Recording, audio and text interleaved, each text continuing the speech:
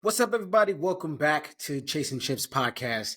This is Josh Davis right there, and I am Charles Dickson, your favorite Clipper and Suns fans. Just getting into it. It's been a rough week. it's been a rough one. Since our last one, I was happy about the James Harden trade, and you were happy about how the Suns were looking, and it has just kind of turned the other side of the coin for the past few days, and now we're just kind of not trying to worry. Yeah, I mean, we're 7 games in. At least the Suns are 7 games in. We're 3-4 right now. Not ideal. In the beginning there, we were kind of putting up a fight without Beal and Book. Book's only played 2 games. Beal has played zilch. But hearing some good things about Beal potentially joining the team and starting for tomorrow's game against the Bulls or maybe the Lakers on Friday. And then Book is day-to-day, so he'll be back one of those games too, I think. I think we're being a little bit precautious with Book. Now he strained his right calf, which is different from his left ankle and left toe injury. Jeez. I don't know if it's the shoes or just he was compensating. But it is what it is. We knew that going into this that we were not going to be 100% healthy the whole season. So if we're going to get the injuries out of the way in the beginning of the season, I'm fine with that. I do like the fight thus far with the Suns. We're 2 starters down.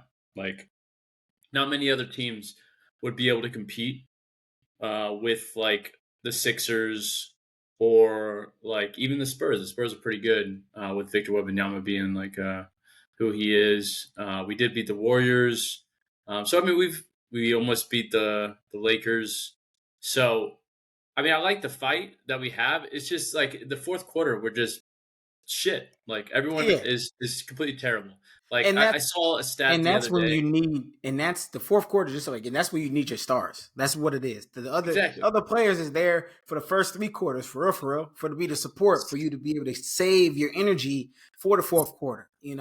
But KD's exuding all his energy all game, and then he has to step up at the end. He ain't the same KD. You know what I mean? Right. He ain't that guy, but he's still that guy. So if he gets the opportunity, if guys are stepping up throughout the game, then y'all gonna be in the best place possible by the end. And that's what happened at the Warriors game.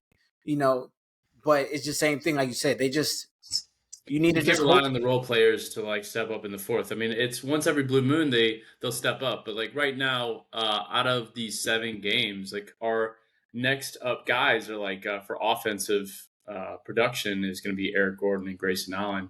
And throughout the first half, they're shooting I think near 50%. And in the fourth quarter, they're both shooting around 15 to 14% in 7 games. So that's just been awful.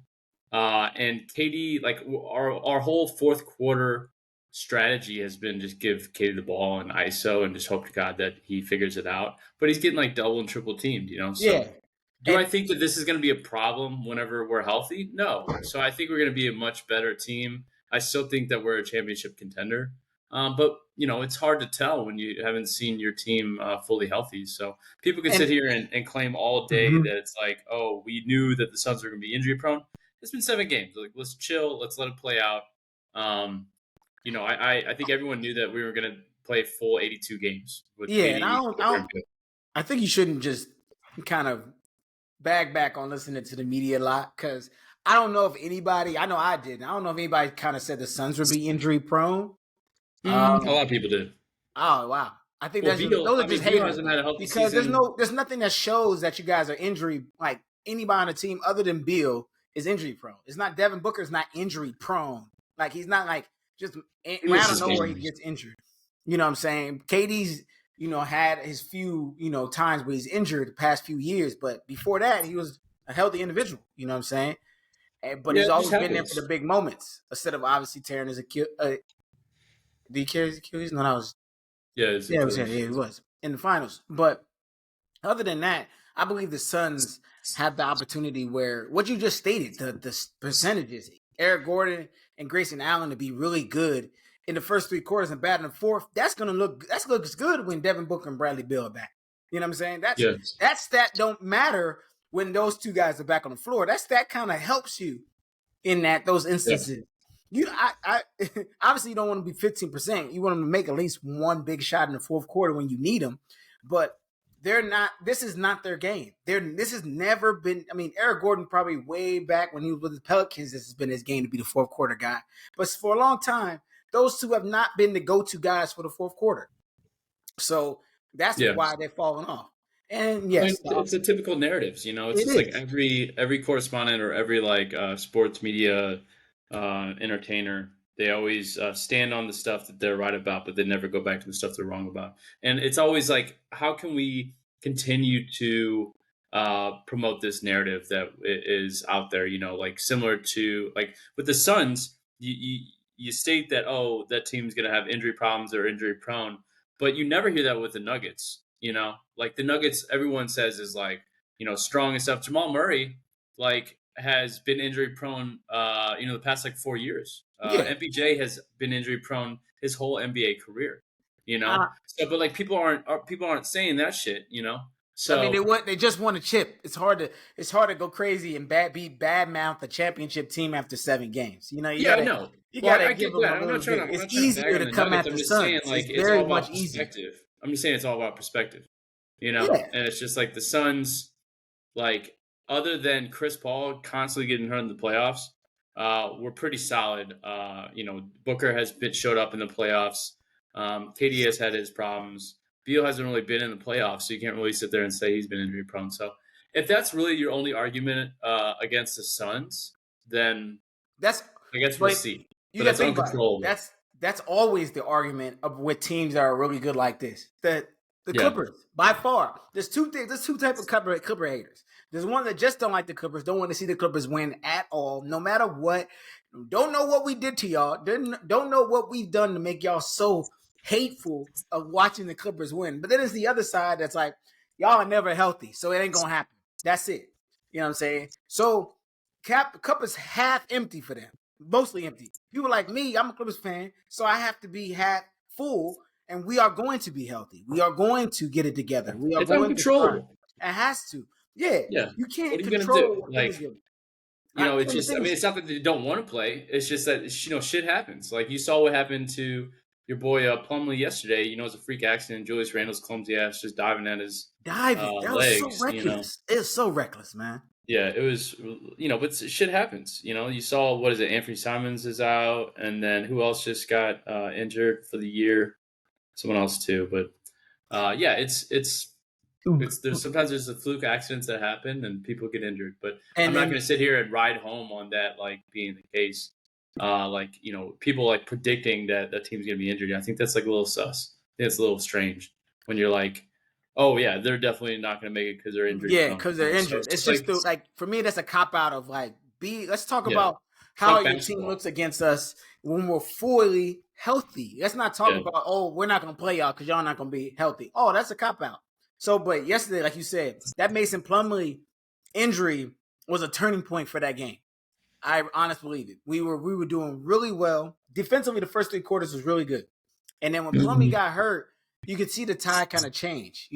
It's a big injury for us. There's 2 types of centers. Plumlee's a running. He's going to catch a lob. He's going to pass. He's going to run the break. Zubac is the prototypical center. So when we have Plumlee on the floor with the 4 guys, it's almost smoother, But so when that happened, I could see it all right, this is going to be a little bit more tough. They're going to start singling out Zubac, which they did the rest of the game. Yeah. And Julius Randle had a fantastic game, and he was shooting 27% before that moment of yesterday. Yeah. And I think what we saw yesterday from the Clippers, the first 3 quarters, is exactly what I wanted to see. Passing the ball, everybody's getting the shots. Obviously, PG could have had a better game, and he will. But the thing about it, Harden took over the second, Russell took over the first, Kawhi showed up in the third, and then and I'm like, all right, this is how we're gonna go. And then PG would have showed up in the fourth. And that's exactly what I think the formula is going to be. If one guy owns each quarter, we're going to be hard to beat. I think, especially if everybody especially I was seeing James, he was sprinting to people to shots, putting a hand up, getting around screens. His energy, he knows, all right, people are going to be looking and critiquing my defense. I need to put a little bit more effort into playing defense. I'm not saying be a defensive stopper. I'm not saying that. Everybody understands what James Harden non-effort on defense looks like. If he just runs at a guy, gets over a screen, that's way more than what we all are used to seeing. And that's exactly what we want. And that's what made that game very, very, like the first 3 quarters. The biggest thing for me is the turnovers. No matter what, but I knew that was going to happen in this game. I have a bunch because we're all starting to get used to each other, but still, we're having way too many turnovers in a lot of these games. We had 22 yesterday, and it was just, I don't believe we can beat anybody with 20 plus turnovers. You can't do that. You can't do that. To be honest, I think that might slightly improve, but I don't think that's going to improve a lot. You do have 2 players that have been prone to like lead the league in turnovers. And you have both of them. So I'm just saying, like, James Harden and Russell Westbrook are notorious for turning the ball over. So I think you'll just have to take the bad with the good kind of thing. Yeah, I'm cool. Like 15, between 12 and 15, I'm rocking. We're good enough. Right. We can get that back. Our fast break defense has been terrible also, so we gotta learn how to get back. That's another thing. But we gotta bring it down. 20 is wild, dog. 22, 20 is like, if James has 3, Russell has 3 or 4, all right, whatever. But we can't have 4 or 5 from somebody else, 4 or 5 from somebody else, and like that. Zubac had 5 on his own. But I think that's off of him just trying to get his timing right with everybody, Yeah. So I think there's a lot of room to grow. I think we go in the next 6 games 5-1 at the minimum. I think we go 5-1. I think it's one of those things when these guys get going and keep rolling, it's going to be really tough to beat us. Yeah. So I'm excited. I did like what I saw with the Clippers yesterday, even though you guys lost. Knicks are tough and they're also streaky. They're just playing well yesterday. The Clippers do look strong. It's all about James Harden. Kawhi's going to be Kawhi, PG's going to be PG. Russ, you already know what's happening there. Can James be unselfish and can he make smart plays?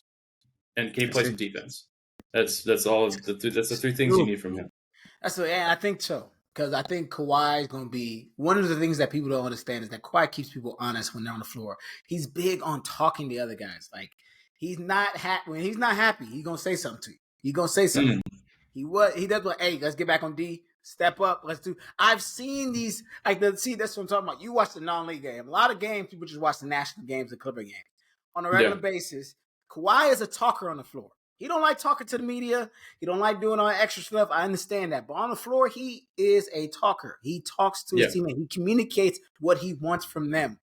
And that's the great thing about it. He's a leader on the floor, and people listen because he doesn't talk much. When he does talk, you listen.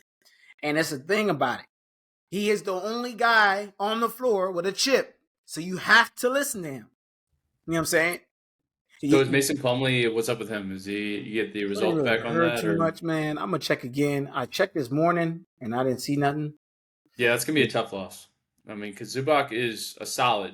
I would put Zubac and Nurkic kind of in a similar category as far as, like, value. Not necessarily the same player, but, like, what they contribute. Not a ton of scoring, but they're a pretty decent passer. And, like, they're great screeners, and they'll get some offensive and defensive rebounds, so...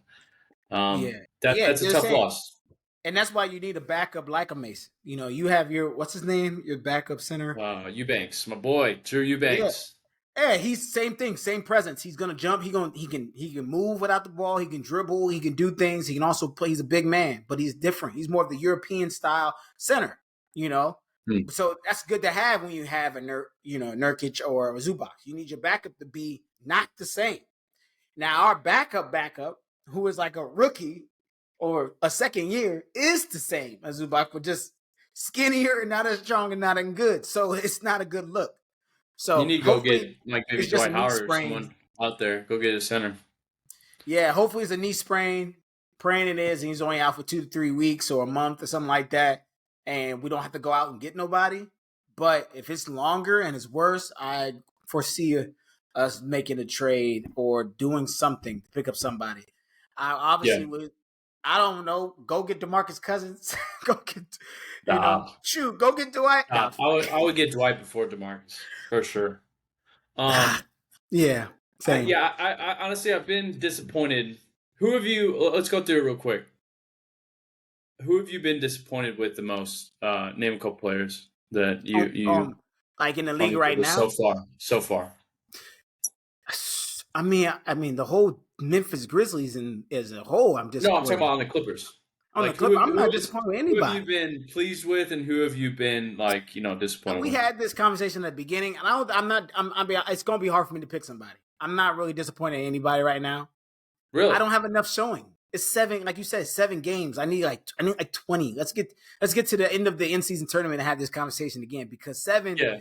Especially now, we just got it's different for me because like you are like the Clippers didn't really change a lot. The Suns completely reformed their team. Yeah, so I came into this season, with like kind of, question marks and expectations. Some of them have been met, some of them have not. I'll tell you this: Yuta Watanabe has been very inconsistent, and that's been killing me. And then my boy Jordan Goodwin from SLU in St. Louis. He's been great on defense, and I'll give him that. But offensively, man, it's been a struggle. So there's been a few players that I'm just like, man, I'm looking for a little bit more. Nurkic has been Nurkic. A lot of my friends have been asking me about like, oh, are you disappointed in what you got in Nurkic? I'm like, Grayson Allen has been like one of our best 3-point shooters, so that was a great throw in there. Nurkic is exactly what I expect. Like, he's going to get rebounds. He's going to play piss poor defense probably, but he's a big body. Sets great screens. He's a better passer than Aiden was. So we more got him for the offensive side and also for rebounds. We didn't get him for defense, So I do hope that the Suns pick up another defensive-minded center. Like, I think just for insurance. I'm not saying that we have to play him, during the playoffs or anything. I just want a little bit of insurance, because if one of those centers goes down, we're fucked. Yeah, and at the end of the day, with Frank Vogel, I think he's still waiting on his team to get healthy. Y'all are just not healthy. You can't really figure out what your team is. Like, you can't. It's just hard to do that. Take it from somebody that knows. It's hard to figure out your lineup. Just to say that, Ty Lue said yesterday that he's implementing a 10-game rule. He did this the last time when guys were coming back, where he's just going to try different things out for 10 days. You know what I'm saying? Mm-hmm. Be sure nothing's going to be consistent the next 10 days. He might change the starting lineup, might send the guys coming off the bench. It's just going to be real different. And the thing about what I love about it, he lets the media know, so you take that out your mind. Like, look, these next 10 games, a trial. We're going to be trying different things, trying to figure out what works and what doesn't, because this is the only time we can do that. We don't have a preseason. We don't have training camp. So right now, I think the same thing for the Suns. Frank is like, I got to try different things. I got to keep trying. Chimezi Metu. Throw in some Chimezi Metu. Frank, come on. Give me some more of that. Just try everybody. You know what I'm saying? Like, it's a 10-man rotation right now. We all know. Closer we get to the end of the season, it's going to get down to, 8, 7. That's it. Some of those last 3, the guys were getting run in the first half of the season, ain't going to get no run in the second half of the season. It is what it is. Yeah. But the guys got to figure it out. Now, the funny thing is, you got to see Wemby up close 2 times in a row. First game was wild. Yes, they missed that call on KD. That was a foul. The second game, they just completely destroyed y'all, even though y'all came back. Let's go back to that KD thing, though. I mean, yes, it was a foul, but that was on KD. It was close. Too close for us to sit there and be like, that's what changed game is, the bad call. No, KD should have passed the fucking ball. We should have been able to execute down the stretch, and we didn't. So, that's on KD, in my opinion, not on the refs. The second game, we had a good fight. We came back. They were just shooting lights out. Devin Vassell was shooting all these fadeaway threes and making them. That's basketball. That's NBA. Sometimes, these random teams are going to, hit, and they're just having a good day, So I think that was a big factor. And then, Victor Wembanyama is we didn't have an answer for him to guard him. He's a monster, and he's going to continue to be really good. I mean, he'll be the face of the fucking NBA soon. And I think it's going to be tough especially when he gets bigger, stronger, he's going to be very tough to guard. So, if we play the Spurs again, I'm almost saying throw in the tallest guy, throw in Bobo and try to have him guard him. He might get another 38, but we got to try something else out because there was too many times where we switched on Victor and Eric Gordon was guarding Victor Wembanyama, and it's just this is a joke. We got to have taller people out there to try to defend. I didn't understand that from Frank. Why didn't you just try Bobo? Why not try? Just try some taller guys. Just try Bobo. Tall. Try. Two centers at the same time. I mean, the interior was. It was too much. In the beginning, they were just hitting every three that they could, and then second half they beat us in the interior. So it was tough. The thing about trying Bobo is that just off of him just not trying to be embarrassed, he's gonna play hard. Bobo's not that good, to be honest. He's not good. Yeah, I know that, but still, it's just it's in the medium. Shaq obviously said, obviously Bobo was the first of Victor, all this extra stuff. Obviously, that is not true. Victor is his dumbest unreal. thing. Unreal. No, see, how he blocked OG and how he's playing is just unreal to watch. He can hit threes and move around. He's definitely nimble. It's one of those things. Just tough. It's tough to figure out. For me, when I was watching the Suns play, it was he was like Wilt Chamberlain against the Plumbers back in the 50s. Honestly, that's what I looked like inside. He was just doing whatever he wanted in the inside, but he can shoot and dribble. It's tough. It's going to be tough. You got to keep him on the outside because as soon as he catches the ball inside, so many times I saw Devin Booker ducking or somebody not even trying to guard him, just taking the ball out. Just, all right, he made it. Let's just take the ball out because we all know nobody's blocking him from up there. Yeah, but it was a good fight. I did like the fight. Now you add Bradley Beal to that conversation. Well, we beat them by 15. So it's just I think that it was a good fight for being a man down and Booker coming off an injury. You got to tip your hat to that's the NBA, man. You got to tip your hat to sometimes you're going to lose some, and the other team is going to be playing well. The Spurs ain't bottom feeder team. Spurs are actually not bad. They are. They will if they get into the play-in. Yeah. And you have a bad game, they will beat you. Yeah. And that's the fun, that's the wild thing about it.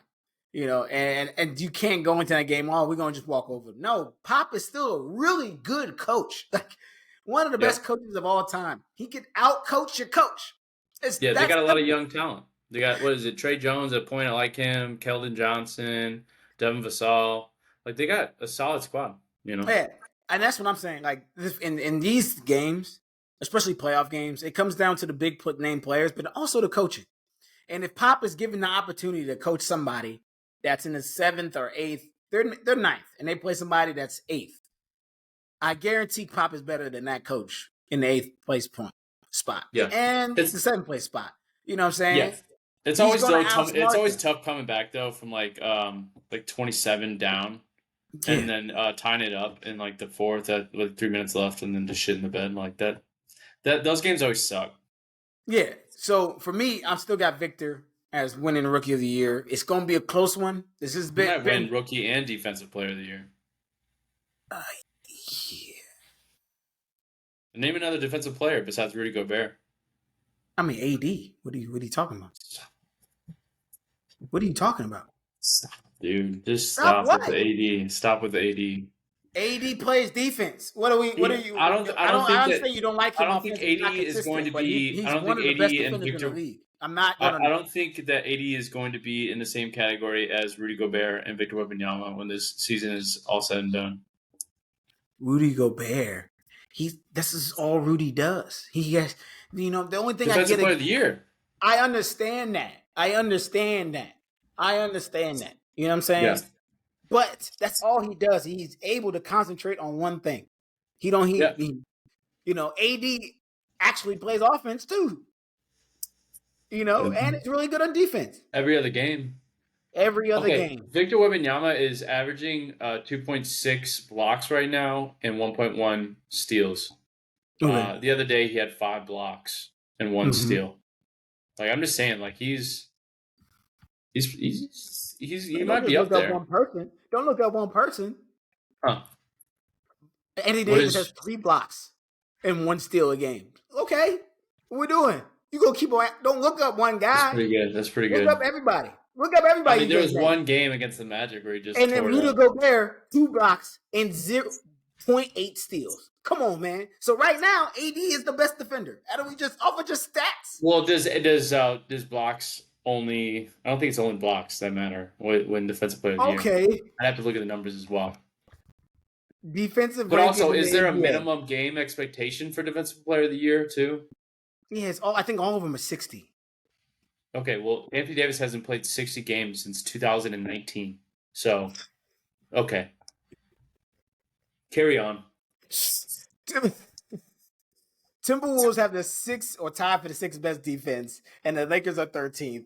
And the Spurs are down, tied for the 13th too. Like I said, it's going to be a nice race. But I picked AD, and I'm going to stick with my pick to win Defensive Player of the Year. That's what I'm going to go with. Yeah, well, your boy just got hurt again. You know, I hate to bring up injuries like that, but he did get hurt again. Yes, he pulled his groin or something like that. But you saw the. So, do you think the LeBron pass was a good pass? Which pass? At the end of the game against Miami. Oh, where to Cam Reddish? Yeah. No, clearly not. What's his name was wide open. What? Wasn't the center wide open? Yeah. I mean, yeah, it's a good pass, but like it's the easier pass was to the center that was wide open. I mean, I think it is what it is. I mean, Cam Reddish should have hit that. So yeah, I think it was a good pass. The guy was open. He should have hit it. So he should have hit it. That's in retrospect, there's always going to be someone else open. So I think that the center right in front of him was open. But how are you doing that pass? He has to go under Bam. You want a scoop under Bam to get to the center? Yeah, no, I get it. LeBron is the GOAT at passing. One of the GOATs at passing. You have to look at that. Tough. You have to look at that replay again. I don't think it was too hard of a pass, but I agree. The easier pass was the kick out, and also the 3-point shooter was open. So problem is that Cam Reddish's dog doo-doo, and I just don't think he's good at basketball. I'm sorry. I think that he's getting way too many minutes. So they need to figure that out. He has to get minutes. The team is injured. He's not going to get that many minutes when Ryu and all them come back. You know what I'm saying? I'm trying to look at the last play because I want to really look at exactly. Way too much play right now. He has 37 minutes, 24 minutes, 29 minutes. No, I mean, against us, he was playing really good defense. So I was like, wow, look at him play defense. He's playing. Is that game they went 2 for 7 and 1 for 5 for 3? Yeah, I mean, I'm sure defense is fun. Defense is fun. See, you don't like playing defense. I play great defense. Great defense? Yep. I lock you down. Oh, dog, you looked at it. There's no way. Christian Wood is not open. The only person open is. Oh, you saw it? Cam Reddish. There is no. Christian Wood was open. Look at it again. No, he wasn't. No, he wasn't. I think the Lakers will be all right once they get Jared Vanderbilt back. Do you know when he comes back? No. But I agree. Ryu and Jared Vanderbilt, when they come back, they're gonna be a tough team. The crazy thing is, I'm not gonna lie. I didn't think the Warriors would be 6-2 right now. I did not. Relax. I definitely didn't think the Kings. When Chris Paul gets hurt in the playoffs, it is what it is. What's that got to do? It is what it is. So are you? Oh, hold on. Are you really thinking the Warriors have not learned from y'all and from us that they're not gonna think they don't have an exit plan if Chris Paul gets hurt? I think everyone tries to act like they have an exit plan when Chris Paul gets hurt, but it's still a blow, So it's just like, what do you think the exit plan is? You can't trade him at that point. So I mean, it is. Yeah, the exit plan is to hope that he doesn't get hurt. That's it. There is no exit plan. At the end of the day, he's still going to be really good on the bench, even if I'm not going to do that. You can't take your own advice. You can't be saying they're not going to be good when somebody gets hurt. That's why everybody talking about the Suns. Oh, they're not good because they're not going to. You can't. No, it's not different. It is different. It's because how? I am a Suns fan, and I've dealt with Chris Paul getting hurt the past 4 years in the playoffs. So there is a defining line against people that just sit there and say people are injury prone and they won't, ever overcome that. And there's players that are injury prone and will never overcome that. And Chris Paul and Anthony Davis are in that category. And that is, you can't deny that. You can't deny I think usage rate of Chris Paul those years with the Suns was so much higher than what it is with the Warriors. He's down in a nice, comfortable spot where I think he won't get injured in the finals or in the playoffs. I think I can't roll with you because I didn't have that Chris. Chris was healthy. You know what I'm saying, with us. The times he did get. Was he healthy? He was healthy all the time. Look at all the times we were good and had a chance to win. It had nothing to do with his health. The reason why we lost, it's because he didn't show up. That was it. You know what I'm saying? I can't be with you on that. Oh, his health is the reason why he wasn't there for us. No, he was on the floor, but just didn't show up. I'm not worried about the Warriors though. Going back to the Warriors, we beat the Warriors without I think we beat them without Book and KD or Book and Beal. So Book and Beal, and you beat them in Golden State. Who have they played? Y'all were up. Y'all played the Kings, which is good. Pelicans. Man, Pelicans have not been all that great. I know you're disappointed with the Pelicans. And I'm disappointed with the Kings too, man. They've been shitty. Yeah, me too. But it's early. It's early. Let them phase out. I think Steph Curry's arguably top point guard ever. So it's like he's going to be crazy. Yeah, so sure. Going wild. I think the one tweet I saw that I thought was really disrespectful to Steph was saying that Jokic MVP is up here and then number 2 is like all the way down here. Like I was like, there's a big gap between 1 and 2, between Jokic being MVP. I was like, have you not been watching the Warriors play? Like, have you not been watching Steph? Don't be disrespectful, people. Don't talk to me about MVP stuff like after the 7th game. Like, relax. I'm not saying Jokic ain't good. I'm not saying the Nuggets aren't good, but the level of dick riding that's happening with the Nuggets is unfathomable right now. Like, I think they're good. Do I still think that they're beatable? Of course. I think the Nuggets are beatable. They were beatable last year, and they were beatable all the years before. Like, I'm not saying that they're not going to be tough, but at the end of the day, it's they scheme. For me, it's any fan that's, if I go to their profile or somebody's talking about the Nuggets that they're talking about them, picking them, I'm put you on the stay scheming team. You know what I'm saying? You weren't with them when they weren't good. I only know one Nuggets fan. Dugan, that's it. I only know one. Yep. I only know one. I'm not. That's it. There's nobody else in my life. You know what I'm saying? That is a true Nuggets fan. That is it. Right. That is he. That is it. I don't believe anybody was a Nuggets fan before last year. You know what I'm saying? Yep. Their X factor continues to be Aaron Gordon. I think Aaron Gordon is going to be like their biggest X factor. So if he continues to play at this level, then yeah, I think they're going to be good. I think Jamal Murray is, predictable in the sense that he's like solid offensively and he works well with Jokic. Jokic is MVP caliber player. Aaron Gordon is the glue that holds that team together, in my opinion. Like, he's the defensive anchor. The Nuggets aren't necessarily good at defense. Like, they got holes everywhere except for Aaron Gordon. KCP is solid, but that's it. So I think if Aaron Gordon continues to ball out like he's been doing, and not even on the stat sheet, but just like his IQ and his defensive playmaking, and then also his oop potential, like he's always being aggressive, and he's got that lob threat. So they're tough. They're a well-balanced team. They're tough. They're gonna be tough. They're always gonna be tough. That's the only team I told you I worry about. The only other team, like I said, if Clippers do make the championship, Celtics on the other side. I honestly think the Celtics and the Bucks are the only people that can beat everybody in the West. And that's pretty much it. The Bucks and the Celtics are the only teams that can beat everybody in the West. Okay. In a series.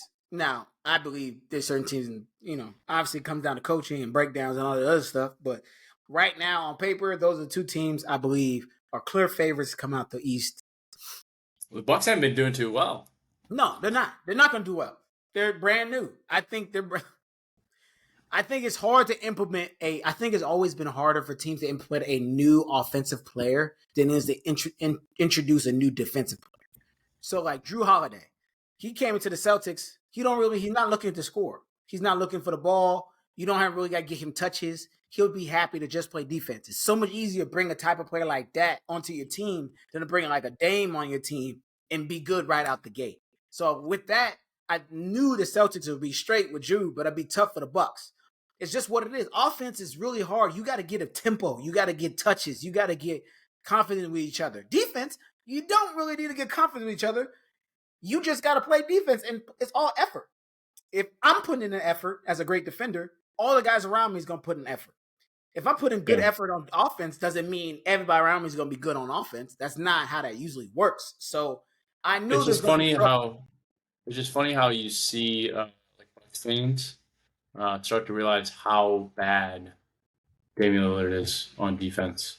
And like when they first got him, they didn't think that was going to be a problem. Yeah. The guy is atrocious. He's a liability. He gets ISO'd all the time, and that's going to continue. So, I mean, like I said before, you got to kind of take the bad with the good. You got like an offensive savant, but then you have a defensive bum. Honestly, like he gets picked on defense. So you kind of got to just deal with it and hope for the best. Yeah, it's all effort though. At the end of the day, like he needs. I think it's more than effort. And so, are you on the train of like defense is primarily effort? Because I think it's more. For sure. No, I think it's more. I think every NBA player out there is a freak of nature. Yep. You know what I'm saying? They're all different. When it comes to that level, it's about effort. It is.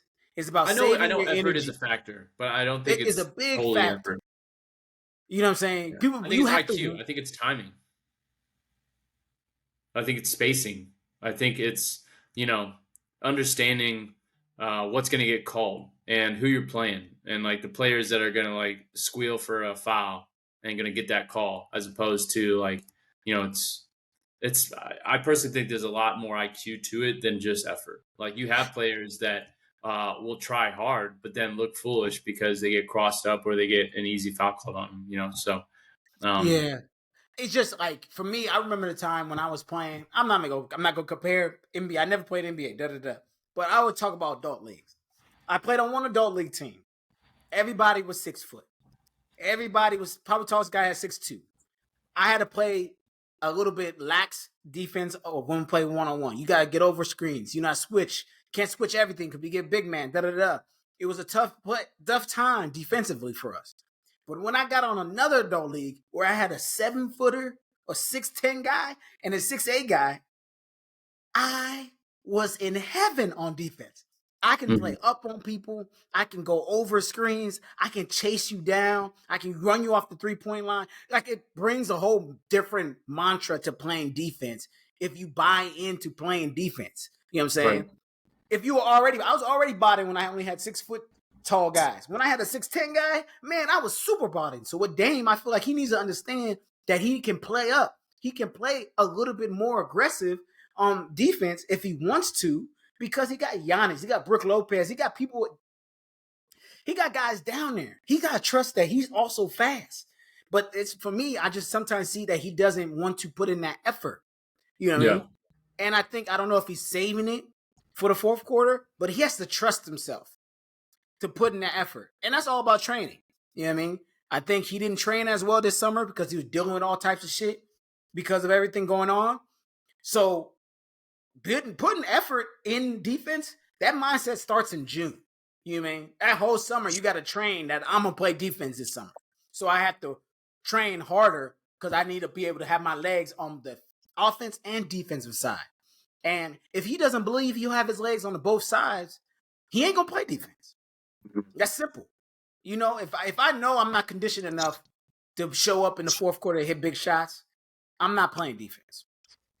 What am I better at? I'm better at knocking down shots than playing defense. So I'm going to pick being ready to knock down shots and keep us close instead of playing defense all game. So I understand where you're coming at, but he's going to have to pick it up, or there's going to be a struggle, especially when they play the Celtics. They play the Celtics in the finals, they're not going to win.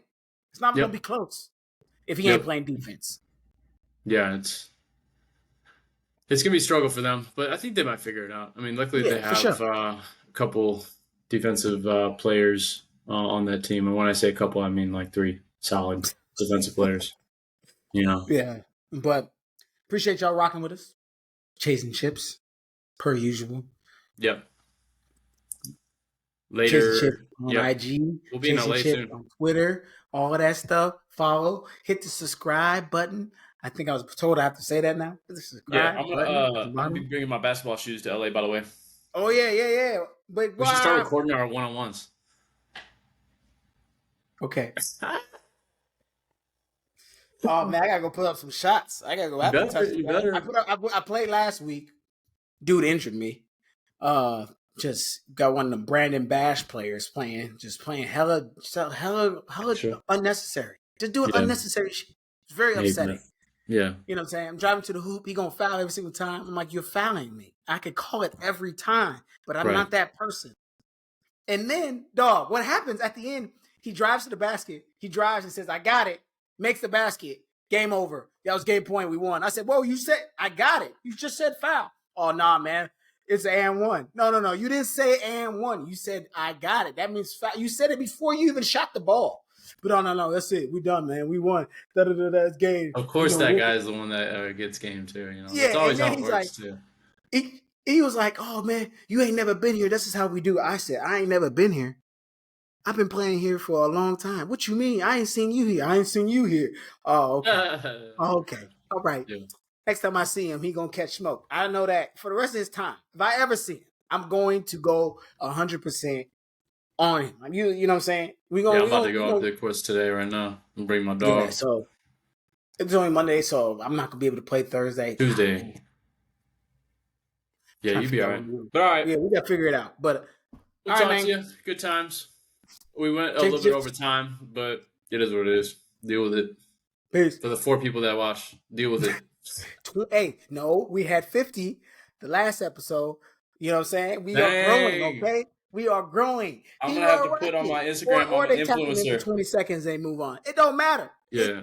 I'm a public figure now. Let's go. All right. I'll talk to you. All right. Peace.